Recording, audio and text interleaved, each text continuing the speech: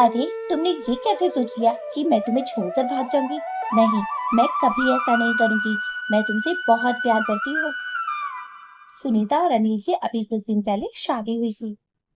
सुनीता, तुम भी सोच रही होगी मैंने किस गरीब के साथ शादी कर ली। लेकिन मैं तुम्हें दुनिया की हर खुशी देना चाहता हूँ। बस मेरे पास अभी कोई काम धंधा नहीं है। वही तो, लेकिन आपको समझते भी तो नहीं हो। मैं पढ़ी लिखी हूँ। अरे बाहर जाके थोड़ा काम धंधा करूंगी तो इमेज थोड़ी ना घट जाएगी मेरी। सुनीता बाहर जाकर काम धंधा करना चाहती थी। लेकिन सुनीता, लोग क्या कहेंगे कि मैंने अपनी पत्नी को काम करने के लिए भेज दिया।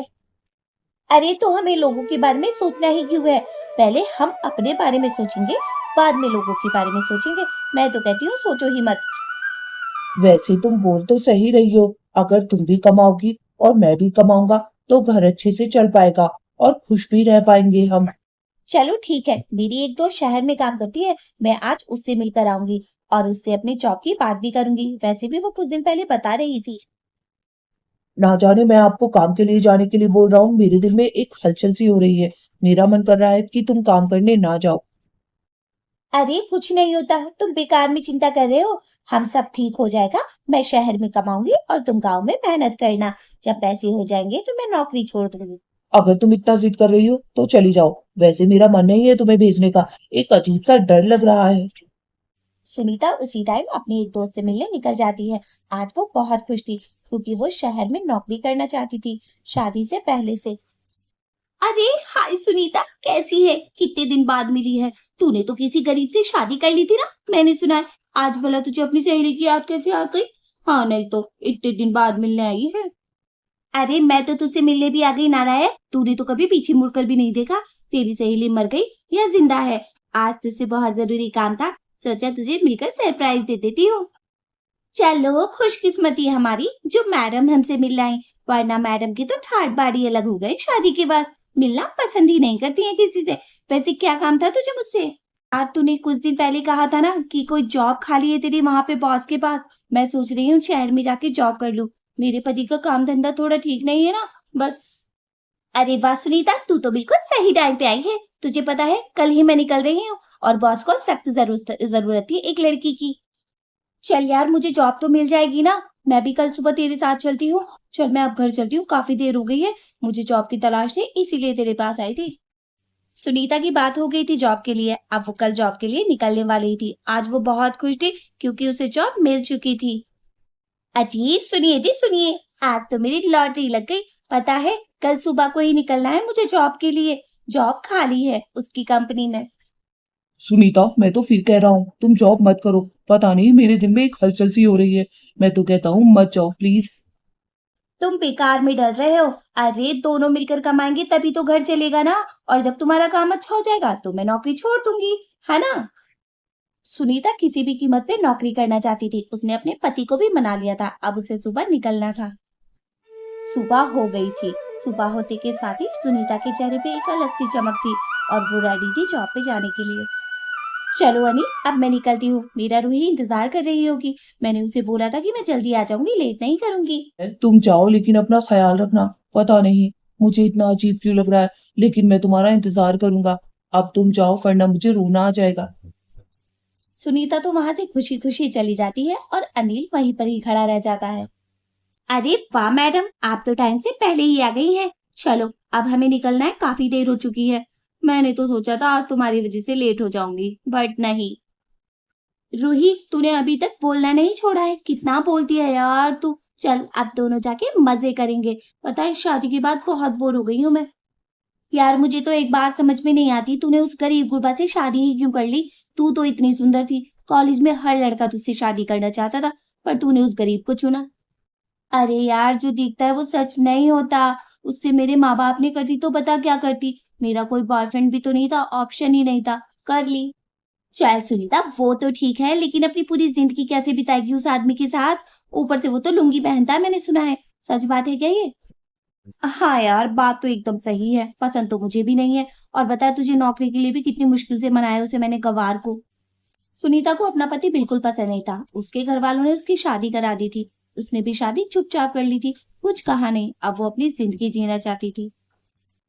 रूही यार काफी देर हो चुकी है। कोई आ रहा है तो आए, या तो उसे फोन कर लेना। कितनी देर से हम लोग खड़े हुए हैं, ऊपर से ये गर्मी ना, बस पूछ ही मत।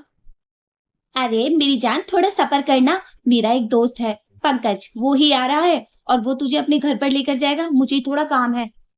ओए ओए ओए, क्या मतलब है मैं पंकज के साथ जाने वाली हूँ? तूने तो कहा था तू अपने साथ रखेगी ना। अब तुझे क्या अचानक से काम आन पड़ा? मैं नहीं जाने वाली किसी अनजान के साथ, समझी? अबे यार, कोई अनजान बंजान नहीं है, वो बहुत अच्छा है। तू देखेगी ना, बहुत ही अमीर है और रिच है, और सब सच बात बताऊं, बहुत क्यूट है। तभी पंकज भी वहां आ जाता है। उन दोनों को बातें कर दे, कुछ नहीं बोलता। अरे यार, पीछे मुड़ के तो देख, एक लड़का हमें घूरे जा रहा है, कहीं यही तो पंकज नहीं है? अच्छा ठीक है ना, देखती हूँ। तू भी ना हमेशा टेंशन लेती रहती है, पता नहीं इस टेंशन से कब निकलेगी। तभी पंकज रूही से बोलता है। हाय रूही, कैसी हो और मुझे इतनी जल्दबाजी में क्यों बुलाया? और ये गॉर्जियस कौन है? काफी क्यूट लग रही है, तुम्हारी दोस्त है क्या? फिर सुनीता पंकज के साथ चली जाती है उसके घर। आज रात उसे वहीं रुकना था, क्योंकि रूही को थोड़ा काम था, ऑफिस का काम था। इसे अपना ही घर समझो और जब तक दिल चाहे तब तक रह सकती हो। वैसे एक बात कहूँ, आपकी सादगी बहुत खूबसूरत है। आप बहुत ही ज्यादा सुंदर है। सुनीता की तो जैसे आंखें ही फटी रह गई थी। उसे पंकज भी बहुत सुंदर लगा था, और उससे ज्यादा उसका घर सुंदर लगा था। वो तो चाहती थी कि वो यहीं रह जाए, पर कैसे रहेगी वो?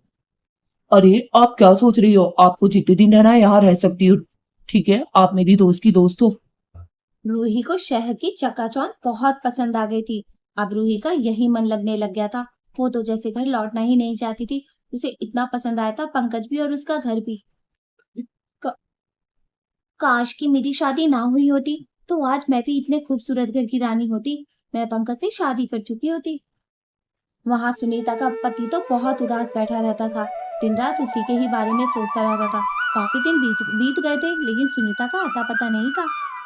उधर सुनीता और पंकज एक दूसरे के करीब आ रहे थे। दोनों ने सोच लिया था कि एक साथ रहेंगे। अब पंकज और सुनीता ने सोच लिया था कि अब वो जल्द ही शादी कर लेंगे, और सुनीता कभी भी गांव लौटकर नहीं जाएगी। सुनीता, अब हम दोनों जल्दी ही शादी कर लेंगे, ठीक है? ना जाने सुनीता वापस आएगी भी या नहीं। जैसा लोग कहते हैं, क्या ऐसा ही है? मुझे जो फोटो दिखाई गई थी सुनीता की एक आदमी के साथ, क्या वो सच है? सुनीता ने अनिल को चिट्ठी लिख दी थी कि अब वो कभी वापस नहीं आएगी और वो दोबारा शादी करना चाहती है। गांव वालों ने भी उसे यही बताया था कि उन्होंने किसी लड़के के साथ घूमते हुए देखा है। वो था पंकज। एक दिन पंकज बहुत उदास बैठा था। उसके साथ एक बहुत बड़ा हादसा हो गया था। उसकी कंपनी कर्जे में डूब चुकी थी और नीलामी की कगार पे आ गई थी। वो बहुत टेंशन में बैठा था। सुनीता घर पर नहीं थी, सुनीता बाहर थी। सुनीता जल्दी जल्दी आ रही थी कि पंकज के आने का टाइम हो गया है। जैसे ही सुनीता घर पर आती है, पंकज उसे बहुत खरी खोटी सुनाता है। अरे तुम कितनी मनहूस हो! जब से मेरी जिंदगी में आई हो, मेरा सब कुछ तबाह हो गया है। मेरे घर से निकल जाओ, मैं तुम्हारे साथ रहना ही नहीं चाहता हूँ।